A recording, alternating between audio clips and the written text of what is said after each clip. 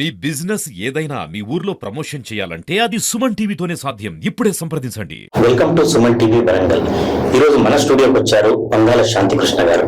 వీరి ప్రత్యేకత ఏమిటంటే బంగారానికి తాగబినట్టు ఉంటుందని తెలుగులో సామెత ఉంది. నిజానికి ఒక కళాకారుడికి అటు శాస్త్రీయ నృత్యం, జానపద నృత్యం ఇవన్నిటితో పాటు నిర్వహణ శక్తి కూడా ఉండటంతో దానివల్ల ఏమవుతుందంటే తాను చేయడమే కాకుండా వందలాది ప్రదర్శనలు కూడా ఇవ్వగలుగుతాడు.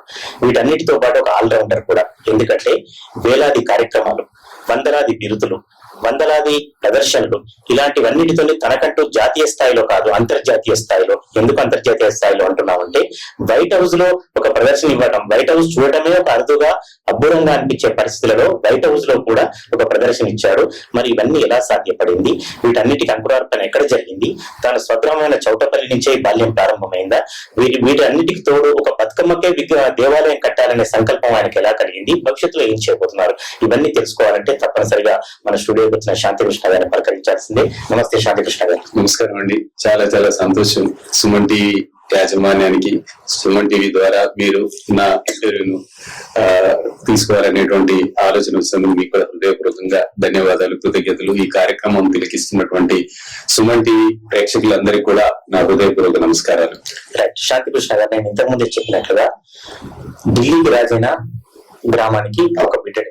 మరి వైట్ హౌస్ కు వెళ్ళినా కూడా మీ బీజం అనేది చౌటపల్లితో ప్రారంభమైందా? ఎక్కడి నుంచి ప్రారంభమైంది మీరు చెప్పండి. తప్పకుండా. నేను నా 14వ ఏట 1985లో పర్వతగిరిలో నేను విద్య అభ్యసిస్తున్నటువంటి ఆ రోజులలో ఆనాటి పెద్దలు, నా ప్రోత్సాహకులు తక్కలపల్లి పురుషోత్తమరావు గారు మాజీ మంత్రివర్యులు, ఎర్రబెల్లి దయాకర్ రావు గారు మాజీ మంత్రివర్యులు, అదేవిధంగా ఆనాటి శాసనసభ్యులు వన్నాల శ్రీరాములు గారు, వీరి ముగ్గురిని నేను రిక్వెస్ట్ చేసి ఒక స్వచ్ఛంద సంస్థను నెలకొల్పాలి, మీరు దానికి మీ ఆశీస్సులు అందజేయాలని నేను వారికి దగ్గరికి వెళ్ళి కోరటం జరిగింది. వారు సానుకూలంగా స్పందించి ఒక విద్యను అభ్యసిస్తున్నటువంటి స్టూడెంట్ స్థాయిలో ఉన్న నీకు ఈ ఆలోచన రావటం ఒక గొప్ప పరిణామం అయినప్పటికీ నీ విద్యాభ్యాసం ఏదైనా డిస్టర్బెన్స్ అవుతుందని చెప్పి వాళ్ళు నన్ను కాస్త వాళ్ళ కుటుంబ సభ్యులాగా నన్ను కాస్త మందలించినట్టు చేసి ఆ తర్వాత నాకు వారే సపోర్ట్ చేసి నా ఆర్గనైజేషన్ స్టార్ట్ చేయడం జరిగింది. ఆనాటి నుంచి నేను కళారంగంతో పాటు విద్యారంగంలో, వైద్య రంగంలో, గ్రామీణ అభివృద్ధిలో, తర్వాత పరిశోధన రంగంలో, ఆధ్యాత్మిక, ధార్మిక ఇలా 9 రంగాలలో కూడా సేవలు అందిస్తూ నేను ఆ సేవ చేస్తూ అలా సేవలు చేస్తున్న వారిని గుర్తిస్తూ వారిని కూడా వేదికల మీద గౌరవ సన్మాన సత్కారాలతో ప్రోత్సహిస్తూ ముందుకు తీసుకెళ్తూ వచ్చాను. ఆ క్రమంలోనే నాకు ఆనాడు డాక్టర్ దేవవ్రత్ గారు, సారంగపాణి శంకర్ గారు వీరు పరిచయం కావడం జరిగింది.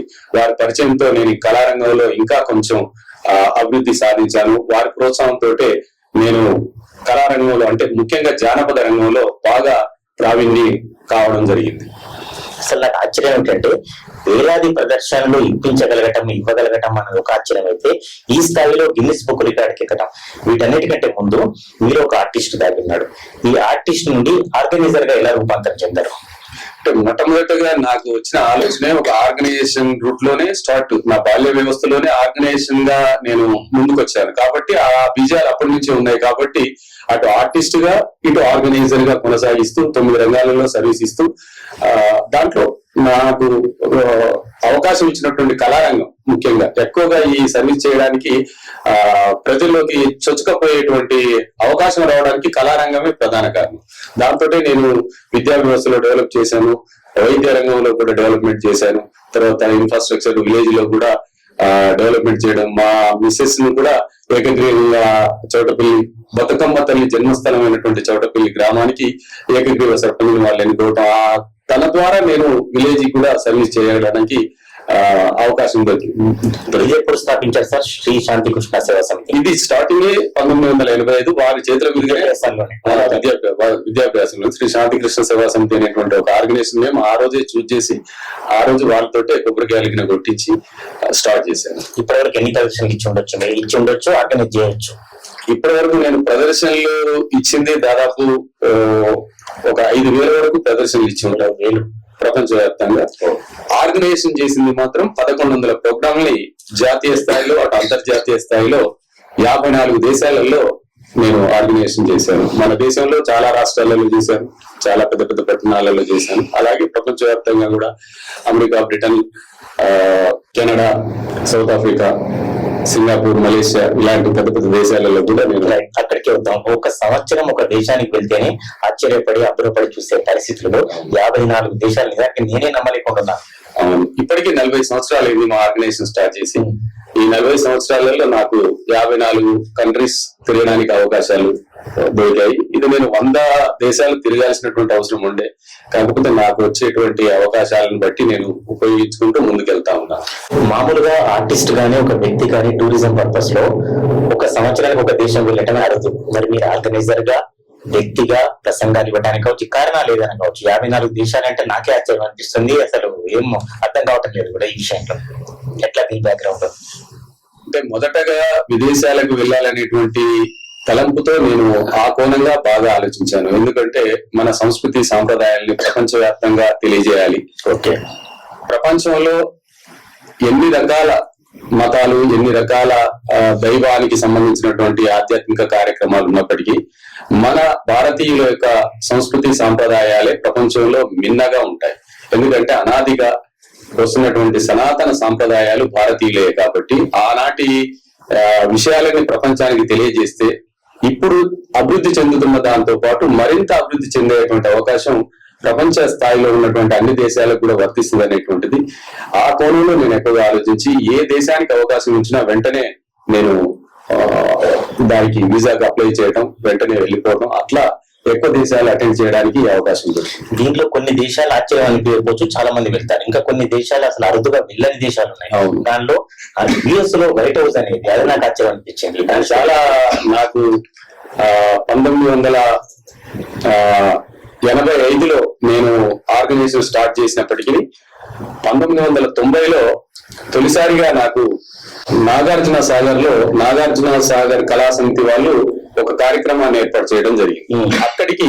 అప్పటికి నాకు వెంపటి నాగేశ్వరి గారు ఇక్కడ కూచిపూడి నాట్యాచారిని వరంగల్లో కూచిపూడిని స్టార్ట్ చేసినటువంటి కళా సంస్థ ఆ మేడం గారికి నాకు పరిచయం లేదు. కానీ నాగార్జున సాగర్ కళా సమితికి వారు రావటం, నేను అక్కడికి వెళ్ళటం, నేను ఒక ఆర్టిస్ట్ గా వెళ్ళి అక్కడ పార్టిసిపేట్ చేయడానికి వెళ్ళటం, అక్కడికి వెళ్ళిన తర్వాత వారిని పరిచయం చేసుకునే ప్రయత్నం చేశాను. కానీ వారు పెద్దగా ఇంట్రెస్ట్ చూపించలేదు. ఎందుకంటే వారి శిష్యులు బోళ్ళంత మంది ఉన్నారు అక్కడ నన్ను పెద్దగా లెక్కలోకి తీసుకోలేదు. బట్ ఆ పోటీలలో, ఆ జాతీయ స్థాయి పోటీలలో జానపద విభాగం నుంచి నాకు ప్రథమ బహుమతి రావడం జరిగింది. అప్పుడు నాగేశ్వరి గారి దృష్టి మీ ఫేవరెట్ సాంగేనా? నా ఫేవరెట్ సాంగ్ అమ్మలారా ఎలారా దేవదత్ గారు రాసినటువంటి పాట, సారంగపాణి గారు పాడినటువంటి పాట. ఆ పాట మీదనే నాకు జాతీయ స్థాయిలో ఫస్ట్ ప్రైజ్ రావడం జరిగింది. ఆ ఫస్ట్ ప్రైజ్ వచ్చిన సందర్భంగా వీళ్ళ స్టూడెంట్స్ కి థర్డ్ ప్రైజ్ వచ్చింది. అప్పుడు ఆమె ఆశ్చర్యానికి గురైంది. వరంగల్లో నేనే గొప్ప దర్శకురాల్ని, వరంగల్ నుంచి వచ్చి నా ముందు నా శిష్యుడు కాకపోయినప్పటికీ ప్రథమ బహుమతి పొందారు, ఎవరు ఏంటి అనేది అప్పుడు నా వివరాలు తెలుసుకునే ప్రయత్నం చేశారు. అప్పుడు నేను పరిచయం జరిగింది. ఆ తర్వాత వెంపటి కళాక్షేత్రానికి 2014లో తను స్వర్గస్థుడైన తర్వాత ఆ కళాక్షేత్రానికి నేను బాధ్యతలు తీసుకొని, అసలు కూచిపూడి గురించి నాకు ఎక్కువగా తెలియదు అప్పుడు. కూచిపూడి నాట్యం అంటే ఏంటి, ఒక కూచిపూడి కళా సంస్థకు నేను అధ్యక్షునిగా, సారథిగా వెళ్తున్నానంటే ఎవరైనా నన్ను అడుగుతారు కూచిపూడి గురించి అసలు ఏంటి, నీకు తెలిసినటువంటి నాలెడ్జ్ ఏంటి అని. అప్పుడు నేను కూచిపూడి కోసం ప్రయోగాత్మకంగా అనేక విషయాలు నేను సేకరించడం జరిగింది. వాస్తవానికి కూచిపూడి అనేటువంటి నృత్యము కూచిపూడి నృత్యం కాదది. దాని అసలు పేరు యక్షగానం. ఆ కూచిపూడి నృత్యం అని ఇప్పుడు మనం పిలుచుకుంటున్నటువంటి నృత్యం పేరు యక్షగానం. ఇది ఎక్కడ స్టార్ట్ అయింది అంటే కాకతీయ సామ్రాజ్యంలో సిద్ధేంద్ర యోగి ఒక విశ్వకర్మ, ఆయన నాట్యాచార్యుడిగా క్షేత్ర పర్యటనలో భాగంగా ఇవాళ మనకున్నటువంటి నల్గొండ పక్కన కొద్ది దూరంలో కూచిపూడి అనేటువంటి గ్రామం ఉంటుంది. ఆ కూచిపూడి అనేటువంటి గ్రామాన్ని ఆయన సందర్శించినప్పుడు, కృష్ణా జిల్లా కూచిపూడి కాదు, అప్పుడు కృష్ణా జిల్లాలో కూచిపూడి అనేటువంటిది లేదు, నల్గొండ పక్కన ఉన్నటువంటి కూచిపూడి. ఆ కూచిపూడి గ్రామానికి సిద్ధేంద్ర యోగి గారు వెళ్ళటం, అక్కడ ఈయన నాట్యాచార్యుడు అనేటువంటి విషయాన్ని ఆ గ్రామస్తులు తెలుసుకుని అక్కడ పరిశోధన చేశాను, రీసెర్చ్ చేసి ఆ గ్రామానికి వెళ్ళి అక్కడ ఉన్నటువంటి సమాచారాన్ని నేను సేకరించి చెప్తున్న విషయాలు. ఆ తర్వాత అక్కడ బ్రాహ్మణుల ఇంట ఆయన వాళ్ళ పిల్లలకి ఈ యొక్క యక్షగాన నృత్యాన్ని నేర్పించారు. ఈనాడు అనేక మంది కళాక్షేత్రాలు ఆడపిల్లలకు ఈ యొక్క నృత్యాన్ని నేర్పిస్తున్నారు. ఆడపిల్లలు కూడా నాట్య ప్రదర్శన చేస్తున్నారు. కానీ ఆ రోజులలో అమ్మాయిలు నాట్య ప్రదర్శన చేసేవాళ్ళు కాదు, పూర్తిగా అబ్బాయిలే చేసేవారు. మగవాళ్ళు మాత్రమే స్త్రీ పాత్రలు ధరించి ఆ స్త్రీ పాత్రలలో వాళ్ళు ఇది చేసేవారు. దీన్ని యక్షగాన ప్రదర్శన అనేవారు. ఈ క్రమంలో మన హైదరాబాద్ సంస్థానాన్ని పరిపాలిస్తున్నటువంటి నిజాం రాజుకు ఓడరేవులది కృష్ణా డిస్టిక్ మచిలీపట్నం పోర్టు. ఈ మచిలీపట్నం పోర్టు నుంచే ఆయన అన్ని విదేశాల నుంచి సరుకులు దిగుమతులు చేసుకునేవారు నిజాం సర్కార్ వాళ్ళు. అయితే వీరు ఆ పోర్టుకు వెళ్లే క్రమంలో ఇప్పుడు ఏదైతే కూచిపూడి విజయవాడ దగ్గర ఉన్నటువంటి కూచిపూడి అనేటువంటి ప్లేస్ ఉందో ఆ ప్లేస్ లో ఆయన ఇన్స్పెక్షన్ బంగ్లా ఒకటి కట్టించుకున్నారు. అంటే విడిది ఆయన వచ్చి స్టే చేయడానికి ఆయన వచ్చినప్పుడల్లా అక్కడ స్టే ఉన్న క్రమంలో ఆయనకు టైం పాస్ కోసం అంటే కాలక్షేపం కోసం ఎవరైనా కళాకారులు ఉంటే కళా ప్రదర్శనలు పెట్టించండి అని ఆయన కింది అనుచరులను కోరడం, వాళ్ళు ఆ పరిసర ప్రాంతాలలో ఎక్కడ దొరకకపోయేసరికి నల్గొండ జిల్లాలో ఉన్నటువంటి కూచిపూడి గ్రామం నుంచి ఈ యొక్క కళాకారులను తీసుకెళ్లి ఆయన ముందు కళా ప్రదర్శనలు ప్రదర్శించేవారు. ఆయన వచ్చినప్పుడల్లా తరచూ ఈ విధంగా కళా ప్రదర్శనలు చేయడం, ఆయన పని పూర్తయిన తర్వాత మళ్ళీ ఆయన హైదరాబాద్కి వెళ్ళిపోవడం, వీళ్ళు కూడా కళాకారులు కూడా వెళ్ళిపోవడం, ఇలా పరంపరంగా వస్తున్నటువంటి క్రమంలో వాళ్ళు ఒక రోజు వీరిని కోరడం జరిగింది. రాజువారు, మేము ఇట్లా తరచూ రావటం పోవడం మాకు ఇబ్బందిగా ఉంది, మీరు ఇక్కడ ఏదైనా ప్రదేశం ఇచ్చినట్టయితే మేము ఇక్కడ పర్మనెంట్ గా రెసిడెన్స్ పెట్టుకొని మీరు వచ్చినప్పుడల్లా కళా ప్రదర్శనలు ఇస్తాం, అలా మేము ముందుకెళ్లే అవకాశం ఉంటుందంటే అది బాగా nచ్చి ఒక అగ్రహారాన్ని వారికి కేటాయించడం జరిగింది. ఆ అగ్రహారంలో ఇక్కడి నుంచి కూచిపూడి నుంచి వెళ్లి వాళ్ళు అక్కడ ఇళ్లను ఏర్పరచుకొని ఆ ఇళ్లలోనే వాళ్ళు పర్మనెంట్ గా ఉండి ఈ రాజు ఎప్పుడైతే వస్తారో ఆ రాజు ముందు ప్రదర్శనలు ఇచ్చేవారు. మిగతా టైంలో ఆ చుట్టుపక్కల ప్రాంతాలలో గ్రామాలలో ఈ యొక్క యక్షగాన ప్రదర్శనలు ఇస్తూ ఉండేవారు. అయితే వీరు అక్కడ ఒక గ్రామాన్ని నెలకొల్పిన తర్వాత ఆ గ్రామానికి ఒక పేరు పెట్టుకోవాలి కదా, వాళ్ళ ఊరు పేరే పెట్టుకున్నారు. ఇక్కడ నల్గొండ జిల్లాలో వాళ్ళకి కూచిపూడి కాబట్టి అక్కడ అగ్రహారం ఏర్పాటు చేసుకుని అగ్రహారానికి కూచిపూడి అనే పేరు పెట్టుకున్నారు. ఆ కూచిపూడి నుంచి వీళ్ళు వెళ్లి చుట్టుపక్కల గ్రామాలలో ప్రదర్శనలు చేయటం. ఎక్కడి వాళ్ళు అంటే కూచిపూడి వాళ్ళు ఏం చేస్తారు, నాట్యం చేస్తారు. అలా కూచిపూడి నాట్యం అనేటువంటిది పేరు బయటకు వచ్చేసి కూచిపూడి వాళ్ళు చేసే నాట్యాన్ని కూచిపూడి నాట్యం అన్నారు. యాక్చువల్ గా వాస్తవానికి దానికి యక్షగానం అనేటువంటి పేరు. ఆ యక్షగానం పూర్తిగా ఇప్పుడు కూచిపూడికి వెళ్ళిపోయిందా అంటే కాదు. అది మన గ్రామీణ ప్రాంతాలలో ఇప్పటికి కూడా ఇక్కడ ఓరుగల్లు సామ్రాజ్య పరిసర ప్రాంతాలలో కూడా అది జానపద కళగా మిగిలిపోయింది. ఇక్కడ చేసేవాళ్ళు అది శాస్త్రీయత సంతరించుకొని కూచిపూడి శాస్త్రీయ నృత్యమైంది.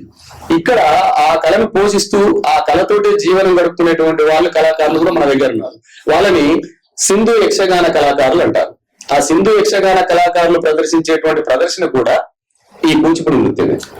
అయితే ఇది వెంపటి కుటుంబంలో వెంపటి చిన్న సత్యం గారి నుంచి కాస్త ఇది చేంజ్ అయిపోయింది. ఏమైందంటే ఒకప్పుడు నృత్య రూపకాలే ఉండేది, సోలో పెర్ఫార్మెన్స్ లేవు. చిన్న సత్యం గారు దీన్ని చొరవ తీసుకొని దీన్ని సోలో నృత్యాలుగా విభాగాలుగా చేసి సోలో పెర్ఫార్మెన్స్ లకు డైవర్ట్ చేశారు. ఈ కూచిపూడి త్రయం అనేటువంటి ఒక వాక్ కూడా మీరు విని ఉంటారు. ఆ కూచిపూడి త్రయంలో ఒక్కరైనటువంటి వారు వెంపటి వెంకటనారాయణ గారు. ఆయన సత్యభామ వేషంలో చాలా ఒక సత్యభామ జడ కలాపం అనేటువంటి అంశంలోనే 8 రోజులు అవును. అయితే ఈ వెంపటి వెంకటనారాయణ గారి కుమారుడు కోదండరామ శాస్త్రి గారిని వరంగల్లో ఉన్నటువంటి వారు ఇన్వైట్ చేశారు ఇక్కడ వాళ్ళ పిల్లలకి నాట్యం నేర్పించమని. అది 1967లో. ఆయన వస్తూ ఆయన చిన్న కూతురైనటువంటి వెంపటి నాగేశ్వరి గారిని తీసుకొని ఇక్కడికి రావడం జరిగింది. వెంపటి నాగేశ్వరి గారితో పాటు కొంతమంది పిల్లలకి ఇక్కడ డాన్స్ నేర్పించడం స్టార్ట్ చేశాడు. అలా వెంపటి నాగేశ్వరి గారు అందులో సిద్ధహస్తురాలై తను కళాక్షేత్రాన్ని స్టార్ట్ చేసి వాళ్ళ తాతగారైనటువంటి వెంపటి వెంకటనారాయణ గారి పేరు మీద ఈ కళాక్షేత్రం స్టార్ట్ చేశారు. అలా ఈ కళారంగానికి నాకు చాలా అభినవ సంబంధం ఏర్పడి 2019లో నాకున్నటువంటి జానపదంలో నేను కొంచెం ఎక్కువగా ప్రావీణ్యం ఉన్నది కాబట్టి జానపద రంగంలో బతుకమ్మ తల్లి మహాబ్రహ్మ నృత్యం ద్వారా బతుకమ్మ తల్లి ఏంటి, చౌటపల్లి గ్రామంలో ఈ బతుకమ్మ తల్లి ఎలా పుట్టింది ఏంటి అనే దాని గురించి కూడా నేను రీసెర్చ్ చేయడం జరిగింది.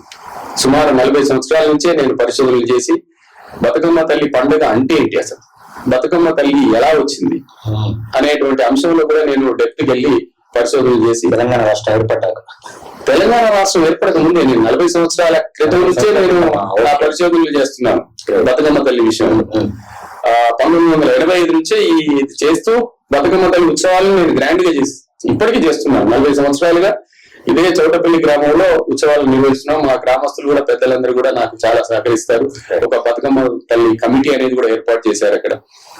మట్టపల్లి సంపత్రావు గారు అట్లాంటి వాళ్ళ టీం అంతా కూడా నాకు సహకరించి, నా బాల్య మిత్రులు సతీష్ కుమార్ యాకే వాళ్ళందరూ కూడా సహకరించి చేస్తున్నారు. అది 40 సంవత్సరాల నుంచి కొనసాగుతుంది. బట్ ఇంకో కోణంలో ఏంటంటే బతుకమ్మ పండుగ అసలు ఎలా వచ్చింది, దీనికి బీజం ఎలా పడింది, అసలు బతుకమ్మ అంటే ఏంటనే కోణంలో కూడా నేను పరిశోధనలు చేశాను. అది ఆ పరిశోధనల ఆధారంగా ఈ బతుకమ్మ తల్లి అనేటువంటి పండగకి బీజం పడింది రాణి రుద్రమాదేవి గారి పీరియడ్ లో.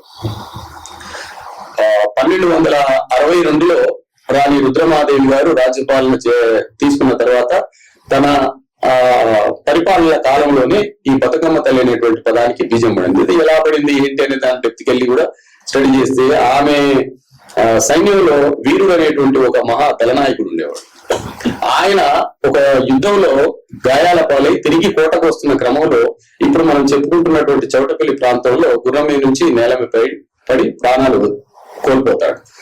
ఆ విషయాలు వేదిక ద్వారా ఉన్నటువంటి రాణి రుద్రమాదేవి గారు ఆ ప్రాంతానికి వెళ్ళటం, ఆయన దేహ దహన సంస్కారాలను అతన్ని పూర్తి చేసి ఆయన జ్ఞాపకార్థంగా ఒక విగ్రహాన్ని అక్కడ చెక్కిస్తారు.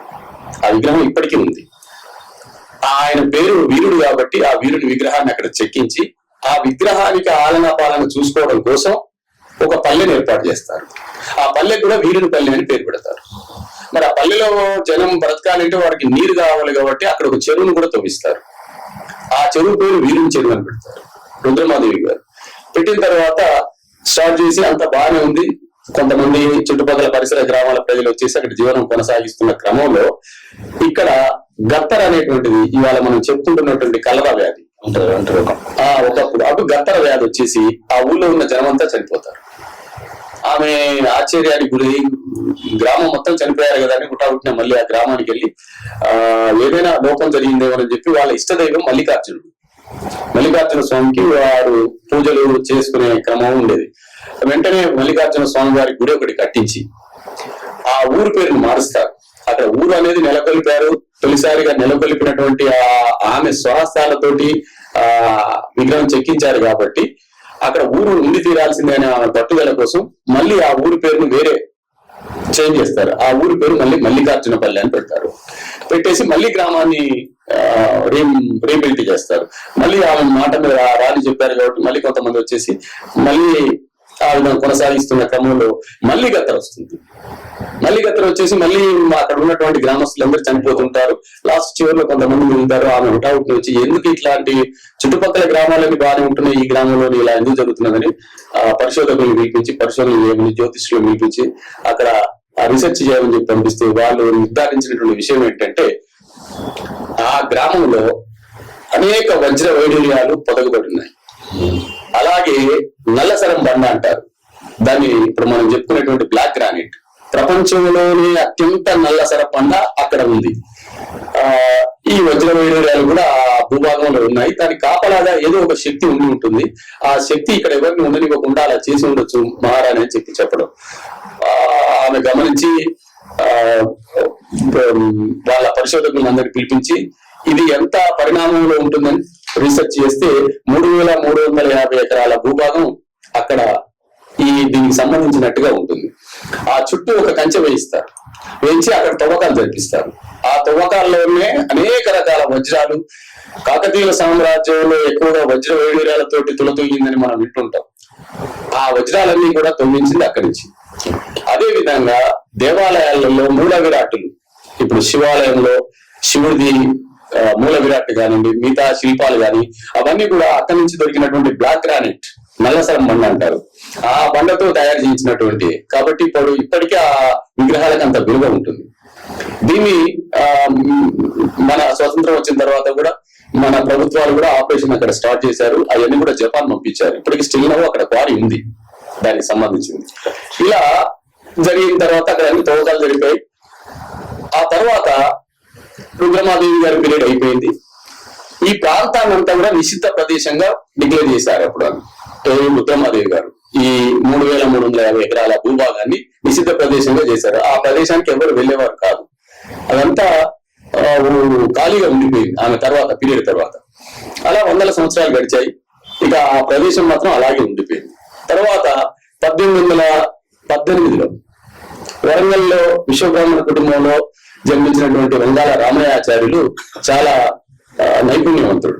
ఆయన నిజాం సర్కార్ వారు ఆయన నైపుణ్యానికి మెచ్చి ఈ నాణాల ముద్రణ కార్యక్రమం, ఇప్పుడు మనం చెప్పుకుంటున్నటువంటి సెక్రటరియట్ బ్యాక్ సైడ్ మింట్ ఉంటుంది, కైన్స్ మీద ముద్రలు చేయడం, డిజైన్ చేసి ముద్రలు చేయడం, అలాంటి విషయంలో ఈయనను పిలిపించి ఈయన చేతుల మీదుగా చేయించేవారు ఆ పని.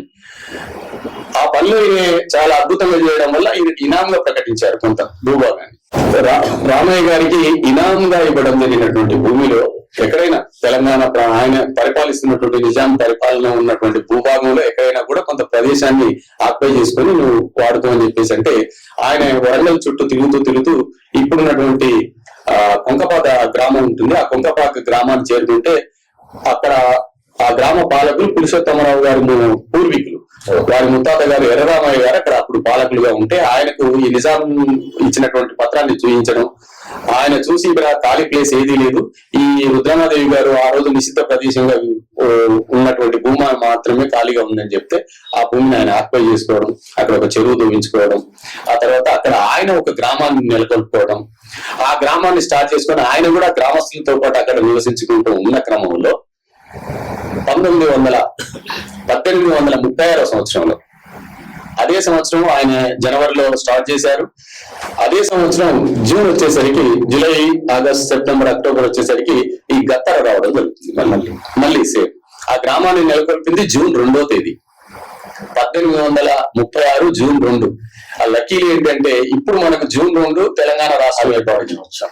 ఇది అప్పుడే జూన్ 2కు ఒక ప్రత్యేకమైనటువంటి డేట్ డిక్లేర్ చేశారు. అయితే ఆ క్రమంలో అక్టోబర్ మాసం, సెప్టెంబర్, అక్టోబర్ లో ఇప్పుడు మనం బతుకమ్మ ఉత్సవాలు చేసుకున్న క్రమంలోనే గత్తర రావటం, ఆ గత్తరకు నివారణ ఉపాయంగా ఆ గ్రామస్తులంతా రామయ్య గారిని ఆశ్రయించడం, రామయ్య గారి దైవమైనటువంటి విశ్వకర్మ పరమాత్మ గాయత్రి మాతను పూజించుకోవటం, అప్పుడు వాళ్ళు కళలో చెప్పటం, కళలో ఏమని చెప్పారంటే ఈ ప్రమాదం నుంచి మీ గ్రామాన్ని నువ్వు బ్రతికించుకోవాలంటే మీ సంతానాన్ని గ్రామానికి అర్పించవలసి ఉంటుంది.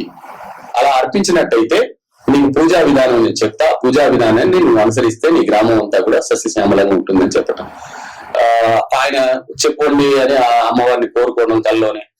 ఆ కల్లో ఆమె చెప్పినటువంటి పూజా విధానం ఏంటంటే పాత్ర కాని పాత్రలో ఎంగిలి పడని పుష్పాలను పేర్చి త్రిశక్తి దేవతలను ఏకమై అవతరించిన ఒక పుష్ప రూపాన్ని దానిపై పెట్టి 9 దినాలు నవధాన్య నైవేద్యాలతో పూజలు చేయండి.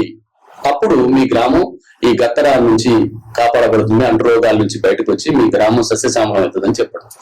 ఆయన మేల్కొచ్చి పాత్ర కాని పాత్ర ఏమై ఉంటుందని సిబ్బి తీగని తెప్పిస్తాడు. సిబ్బి తీగ అంటే మీకు పల్లెటూళ్ళకి వెళ్తే కనిపిస్తుంటది. ఆ సిబ్బి తీగని తెచ్చి ఒక పాత్ర లాగా అల్లిస్తాడు.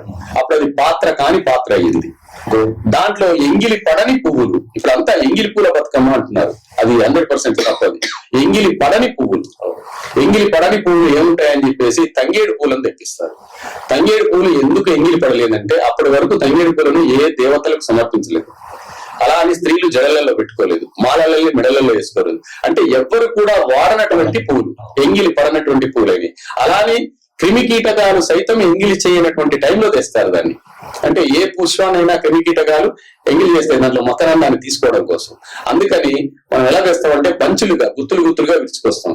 అలా విరిసినటువంటి పూలు అంటే సగం ముడుచుకొని ఉంటాయి ఆ పూలు.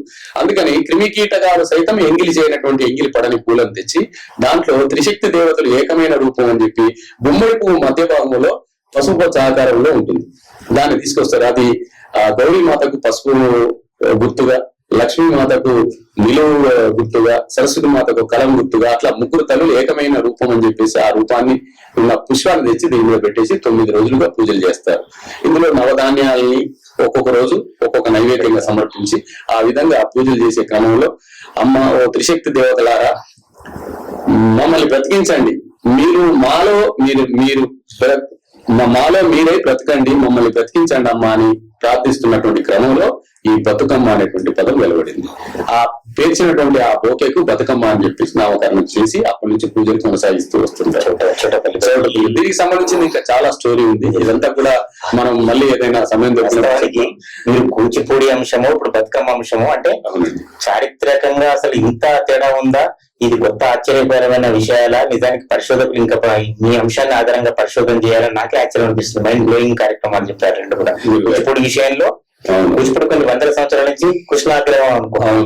బతుకమ్మ సంబంధించింది కూడా ఒక ప్రధానమైన విషయాలు చెప్పారు, అసలు ఎవరు చెప్పని ఇప్పటి వరకు. మరి ఇవన్నీ గ్రంథస్థం చేశారా? అన్ని కూడా చేశానండి, బుక్ కూడా తయారు చేశాను. ఆనాటి ప్రభుత్వంలో తెలంగాణ రాష్ట్రం ఏర్పడ్డాక కవిత గారికి కూడా సమర్పించడం జరిగింది. కేసీఆర్ గారికి కూడా కలుసుకొని కేసీఆర్ గారికి కూడా సమర్పించారు. వారు చేద్దాం దీన్ని చూద్దామని అన్నారు. అప్పుడు ఎక్కువగా కవిత గారు బతుకమ్మ దాని మీద కాన్సన్ట్రేషన్ చేశారు. అందుకోసమని వారి ద్వారానైనా ఇది వాస్తవికత బయటికి రావాలని నేను కోరుకున్నాను. అలా నేను అన్ని దేశాలలో కూడా ఈ భవిష్యత్తులో గిన్నిస్ బుక్ ఎప్పుడు వచ్చిందంటే ఎట్లా? గిన్నిస్ బుక్ 2019లో బతుకమ్మ తల్లి మహాబృంద నృత్యం ద్వారా తెలంగాణ జానపద విభాగం నుంచి హైదరాబాద్ లోని పబ్లిక్ గార్డెన్ లో గల తెలుగు లలిత కళాతోరణంలో 474 మంది చిన్నారుల చేత ఈ యొక్క గిన్నిస్ రికార్డ్ సాధించడం జరిగింది. దీనికి మా కళాక్షేత్ర నిర్వాహకురాలు డాక్టర్ వెంపటి శ్రావణి గారు దీనికి సహకరించడం, వారి సహకారంతో ఆ నృత్యాన్ని తయారు చేసి ఆ నృత్యాన్ని అందరి చేత చేయించి ఈ యొక్క గిన్నిస్ రికార్డును సాధించడం జరిగింది. దీనికి రికార్డ్స్ గురు శ్రీనాథాచారి గారు కూడా దీనికి బాగా సహకరించడం జరిగింది. కాకతీయ సామ్రాజ్యం నుంచి వైట్ హౌస్ వరకు వెళ్ళారు మీరు తప్పనిసరిగా. వీటన్నిటికంటే నేను చాలా ప్రసంగాల్లో విన్నాను, ఈ రెండింటితో పాటు మీరు విశ్వకర్మ గురించి కూడా ఎక్కువ చెప్తారు. చెప్పండి దాని గురించి.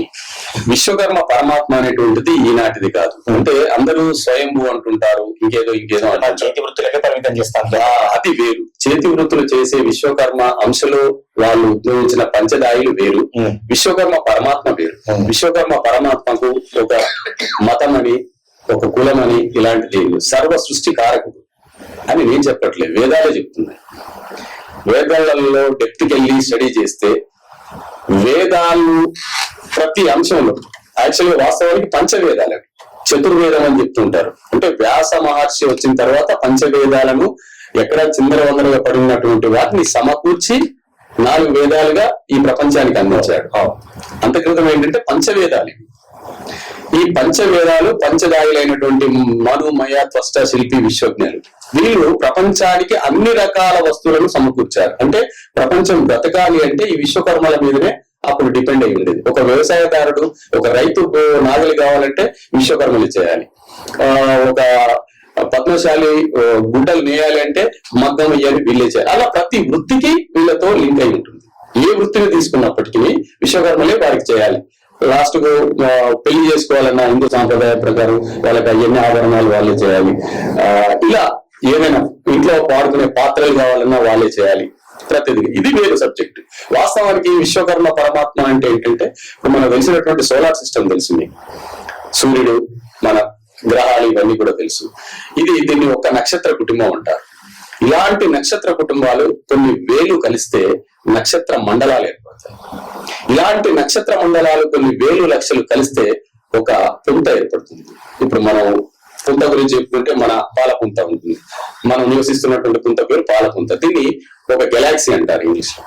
ఒక గెలాక్సీ ఎంత పెద్దదంటే ఇటు చివరి నుంచి అటు చివరికి వెళ్ళాలంటే కాంతి వేగంతో వెళ్తేనే 1,00,000కు పైగా కిలోమీటర్లు పడుతుంది. ఇది సైంటిఫిక్ గా అందరూ తెలుసుకున్నటువంటి విషయమే. ఇలాంటి పుంతలు కొన్ని వేలు లక్షలు కలిస్తే ఒక పుంతల సమూహం ఏర్పడుతుంది. ఇలాంటి పుంతల సమూహాన్ని క్లస్టర్ అంటారు, గెలాక్సీ క్లస్టర్ అంటారు. ఇలాంటి గెలాక్సీ క్లస్టర్లు వేలు లక్షలు కలిస్తే ఒక సూపర్ క్లస్టర్ ఏర్పడుతుంది. దీన్ని మహాపుంతల సమూహం అంటారు. అలాంటి మహాపుంతల సమూహాలు వేలు లక్షలు కలిస్తే ఒక విశ్వగోళం ఏర్పడుతుంది. ఒక విశ్వగోళాన్ని ఇప్పుడు మనం సైంటిఫిక్ గా తెలుసుకున్నటువంటిది అబ్జర్వబుల్ యూనివర్స్ అంటారు. దాన్ని విశ్వగోళం అంటారు. ఇలాంటి విశ్వగోళాలు కొన్ని వేలు లక్షలు కలిస్తే విశ్వకర్మ పరమాత్మలో ఒక అనువంత భాగం అవుతుంది. That is Vishwakarma. ఆ విశ్వకర్మకు ఇక్కడ మనం చెప్పుకునేటువంటి విశ్వకర్మకు అసలు సంబంధం లేదు.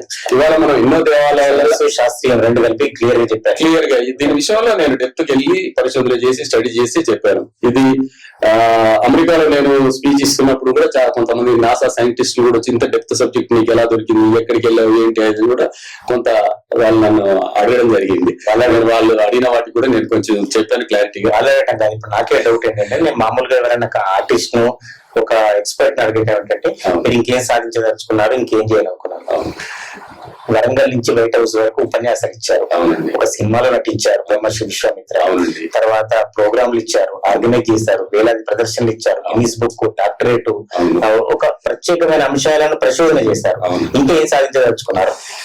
ప్రపంచంలో శాంతి నెలకొల్పాలి. ఇవాళ యుద్ధాలు జరుగుతున్నాయి, ఇలాంటి యుద్ధాలు అన్నెసెసరీ, అలాంటి కిరాతకమైనటువంటి చర్యలు మానుకోవాలి. పబ్లిక్ అంటే వాస్తవాన్ని తెలుసుకున్నప్పుడు మాత్రమే ఇది చేయగలుగుతారు. ఇప్పుడు మన సనాతన ధర్మంలో కూడా అనేక మంది దేవతలను మనం పూజించుకుంటున్నాం. ఎంతమంది దేవతలైనా దేవుడు అనేటువంటి ఆ అర్థం వేరండి. వాస్తవం అంటే దేవుడు అంటే మనం వెతకడం, దేవుడు అంటే ప్రత్యేకంగా ఇప్పుడు మనం పూజించే అంశం అది మళ్ళీ వేరు, ఆ సబ్జెక్ట్ వేరు. కాబట్టి ఎవరికి నచ్చినటువంటి దైవాల్ని వాళ్ళు పూజించుకున్నప్పటికీ కృష్ణ ఏం చేయాలనుకుంటున్నాడు, ఇంకేం కావాలని ఆలోచిస్తున్నాడు చెప్పండి. ప్రపంచ శాంతిని నేను కాంక్షిస్తున్నానండి. మొట్టమొదట కళారంగంలో ఉన్నటువంటి కళాకారులను ఏ ప్రభుత్వాలైనా ఆదరించాలి. ఎందుకు ఆదరించాలంటే నాడు ఏ రాజ్యాలు ఏ యుగాలను తీసుకున్న యుగాలుగా, అంటే ఆది యుగం నుంచి ఆది యుగాలు కూడా 5, ఇప్పుడు 5వ యుగం. యాక్చువల్గా అందరూ 4 యుగాలు అంటారు, కానీ ఆది యుగం ఒకటి ఉంటుంది. ఆది యుగం తర్వాతనే కృతాయుగం, కృతాయుగం తర్వాతనే త్రేతాయుగం, తర్వాత ద్వాపర యుగం, తర్వాత కలియుగం. ఈ ఆది యుగంలోనే మనం దేవతలు వీళ్ళంతా ఉన్నటువంటి యుగం అనమాట. అక్కడి నుంచి ఏ యుగాల్ని తీసుకున్నా కళాకారులకు ప్రాధాన్యత ఇచ్చారు. కళాకారులకు ప్రాధాన్యత ఇచ్చినటువంటి ప్రభుత్వాలే నిలబడ్డాయి. కళాకారులకు ప్రాధాన్యత ఇచ్చినటువంటి ప్రభుత్వాలే చరిత్రలో వాళ్ళ పేరు స్థిరస్థానంగా ఉండిపోయింది. కాబట్టి ప్రతి దేవాలయానికి కళాకారులకు ఒక టీం ఉండాలి. ఇప్పుడు అనేక కళా సంస్థలు ఉన్నాయి. ఒక్కొక్క కళా సంస్థను ఒక్కొక్క దేవాలయాన్ని పర్మిట్ చేస్తే ఆ దేవాలయం విశిష్టత కూడా ప్రదర్శనలు కావచ్చు, ఏమైనా ప్రపంచవ్యాప్తంగా తెలిసిపోతుంది. సేవా సమితి ద్వారా కానీ ఏదైనా ల్యాండ్ కావచ్చు, ప్రభుత్వ సహకారం కావచ్చు, ఇటువంటి కార్యక్రమాలు చేయాలి సంకల్పం కావచ్చు, ఏదైనా ప్రయత్నాలు చేశారా? చేస్తున్నానండి. అది లాస్ట్ గవర్నమెంట్ ఇచ్చే హైదరాబాద్ లోనే కొంత ప్లేస్ ఇచ్చేసి ఈ ఆర్గనైజేషన్ కి ఒక 5 ఎకరాల స్థలాన్ని కేటాయిస్తారని చెప్పేసి కూడా ప్రభుత్వం ఒక నిర్ణయానికి వచ్చారు. ఈ లోపే ప్రభుత్వం చేంజ్ అయిపోయింది. అంటే తర్వాత కొత్త ప్రభుత్వం కూడా వారికి నేను చెప్పుకున్నాను, వారు కూడా ఆ దిశలో ఉన్నారు. నేను బతుకమ్మ తల్లి దేవాలయాన్ని ఇప్పుడు బతుకమ్మ తల్లి భక్తి ప్లేస్ చౌటపల్లిలో ఒకటి నిర్మించే కలిసి అక్కడ నేను నాకు సంబంధించి 10 ఎకరాల స్థలాన్ని దేవాలయం కోసం డొనేట్ చేయడం కూడా జరిగింది. నేనే ఇచ్చేసి దాంట్లో 100 కోట్లతో దేవాలయ నిర్మాణం, తొలి దేవాలయం. బతుకమ్మ తల్లికి ప్రపంచంలో ఎక్కడ కూడా దేవాలయం లేదు. బతుకమ్మ తల్లి చిత్రపటాన్ని కూడా మీకు చూపించాలనుకుంటున్నానండి. ఇది బతుకమ్మ తల్లి చిత్రపటం అండి. ఇందులో లక్ష్మీమాత అంశం ఉంటుంది, గౌరీమాత అంశం ఉంటుంది, సరస్వతి మాత అంశం ఉంటుంది. ఈ 3 తల్లుల కలయికే ప్రభుత్వాలు అంగీకరించారు. మరి బతుకమ్మ దీన్ని ఇలా గత ప్రభుత్వం ఓకే చేశారు, ఈ లోపు గవర్నమెంట్ చేంజ్ అయిపోయింది. దీనికి సంబంధించిన రియల్ స్టోరీ ఏంటంటే ఇక్కడే ఉంది. ఇప్పుడు మీరు అనేక రకాల పాటలు కూడా మారిపోయాయి. ఇప్పుడు బతుకమ్మ తల్లి అంశాల్లో ఒక పాట, మీరు ఫేమస్ పాట, చిత్తూలగమ్మ శివుని ముద్దులగమ్మ అనే ఒక పాట ఉంటుంది. యాక్చువల్ పాట చూడండి, చిత్తు కాదండి, అది చిత్రాలదమ్మ శివుని ముద్దులగమ్మ, చిత్రమైనటువంటిది అమ్మవారు అనేటువంటి అంశం తెలిపేది. ఇక్కడికి వచ్చేసరికి చిత్తు అయిపోయింది. చిత్తు అంటే మనం వ్యర్థ పదార్థం పడేసింది, అది ఆ వే ఆఫ్ లాంగ్వేజ్ లో అలా అయిపోయింది. దీన్ని సవరించాలి. నేను కోరేది అంటే ఇటువంటి చెప్పాలి అనుకుంటే అది మీకు ఒక మూల స్థానం ఉండాలి. ఇప్పుడు చౌటపల్లి నుంచి అటువంటి అన్ని మళ్ళీ ప్రారంభించే ఆలోచన. ఈ దేవాలయ నిర్మాణం కంప్లీట్ అయితే గనక అక్కడ నుంచి ఒక ఆధ్యాత్మిక కేంద్రం మన భారీ ప్రాజెక్ట్ గా అవునండి. తప్పకుండా దీన్ని ఏదైనా ప్రభుత్వ సపోర్ట్ తీసుకొని చేయాలన్నది. కొంత విదేశస్తులు ఎన్ఆర్ఐస్ కూడా దానికి సపోర్ట్ చేయడానికి సిద్ధంగా ఉన్నారు. వారంతా కూడా సపోర్ట్ చేస్తున్నారు. ఆ క్రమంలో తిరుగుతున్నారు. గొప్ప పరిశోధకుడిగా, ఒక 54 దేశాలు తిరిగిన వ్యక్తిగా, ఒక సంస్థ నిర్వాహకుడిగా, చివరిగా కళాకారులకు కావచ్చు, ప్రజలకు కావచ్చు, ప్రభుత్వానికి కావచ్చు, ఏం చెప్తారు? వీక్షించే ప్రేక్షకులందరినీ నేను కోరేది ఒకటే, అందరిలో ఎదుటి వ్యక్తిని గౌరవించేటువంటి సంస్కృతి మనం నేర్చుకున్నప్పుడు తప్పకుండా మనలో ఈర్ష, ద్వేషాలు అనేటువంటి మన చెంతకు రావు. ప్రతి వ్యక్తి మనకు ఆప్తుడు లాగానే కనిపిస్తాడు. ఇలా క్రమేపీ ఒకరి నుంచి ఒకరికి వెళ్ళినప్పుడు ప్రపంచం అంతా కూడా ఆనాడు మనం పుస్తకాల్లో చదువుకున్నటువంటిది, పెద్దల నుంచి ఉన్నటువంటి సత్యయుగం ఏదైతే ఉన్నదో అది మళ్ళీ స్టార్ట్ అవుతుంది. ఆ సత్యయుగాన్ని స్థాపించినప్పుడు అలజడులు, అల్లకల్లోలాలు, ఈ యుద్ధాలు ఇలాంటివన్నీ కూడా సమసిపోయి ప్రజలందరూ కూడా సుఖ సంతోషాలతో ఆయురారోగ్యాలతో బ్రతికినంత కాలం హాయిగా బ్రతకగలుగుతారు. ఇది ఒకరి నుంచి అవుతుందా అంటే కాదు. ఆ ఒక్కరి నుంచి ఇద్దరు అవుతుంది, ఇద్దరు నలుగురు అవుతుంది, నలుగురు 8 మంది అవుతుంది. ఇలా ఇలా ఇలా ప్రపంచంలో అన్ని అంశాలు తీసుకున్నా ఒక్కరి నుంచి ఒకరి నుంచి పుట్టింది. అది డైరెక్ట్ గా పుట్టలేదు, ఒక్కరి నుంచి పుట్టి అలా విస్ఫోటనం జరిగినట్టుగా ప్రపంచం అంతా పాకిపోయింది. కాబట్టి ఇది అందరికీ రావాలి. ఎదుటి వ్యక్తిని గౌరవించేటువంటి సంస్కారం మనం నేర్చుకున్నప్పుడు తప్పకుండా ఇది సాధిస్తామని నేను ఆశాభావాన్ని వ్యక్తం చేస్తాను. శాంతికృష్ణ గారు, జిల్లా నుంచి అంతర్జాతీయ స్థాయికి ఎదిగిన మళ్ళీ ఈ రోజు ప్రజలు ఏం కోరుకుంటున్నారు? శాంతిని కోరుకుంటున్నారు. ఇవాళ అగ్రరాజ్యం కావచ్చు, మనలాంటి దేశాలు కావచ్చు, మీరు కూడా నిజానికి శాంతి కోరుకుంటున్నారు. ఖచ్చితంగా మీరు అన్నట్టుగా ప్రతి వ్యక్తి కోరుకోవాలని, ముఖ్యంగా చౌటపల్లిలో మీరు ఏర్పాటు చేయబోయే ఒక భారీ కార్యక్రమానికి ఖచ్చితంగా ప్రజలు, ప్రభుత్వం మద్దతు ఉండాలని, బతుకమ్మ ద్వారా ఇంకా అనేక అంశాలు పరిశోధనకు వెలుగులోకి కూడా తీసుకురావాలని మేము కూడా కోరుకుంటూ సుమన్ టీవీ స్టూడియోకి వచ్చినందుకు మరొకసారి శాంతికృష్ణ గారు నమస్కారం. Thank you. చాలా చాలా ధన్యవాదాలండి. తప్పకుండా మీ ద్వారా సుమన్ టీవీ సర్వీస్ చాలా గొప్పగా, ఒకప్పుడు మామూలుగా స్టార్ట్ అయినటువంటి సుమన్ టీవీ ఇవాళ ప్రపంచ వ్యాప్తంగా వేలాది లక్షలాది మంది ప్రేక్షకులు ఆదరిస్తున్నారంటే అది ఒకరి నుంచి స్టార్ట్ అయ్యే అలా వెళ్ళింది. అలాగే ఈ యొక్క శాంతి కూడా అందరిలో నెలకొల్పాలని నేను కోరుకుంటున్నాను. ప్రపంచ వ్యాప్తంగా ఇప్పటికీ నేను 1100కు పైగా ఈ యొక్క జాతీయ, అంతర్జాతీయ స్థాయి కార్యక్రమాలను నిర్వహించి ప్రపంచంలోనే అగ్రగామి కళా సంస్థగా నా సంస్థ ఎదిగినప్పటికీ నేను కోరుకునేది మాత్రం ప్రజల నుంచి శాంతిని కోరుకుంటున్నాను. చాలా చాలా ధన్యవాదాలు. Thank you.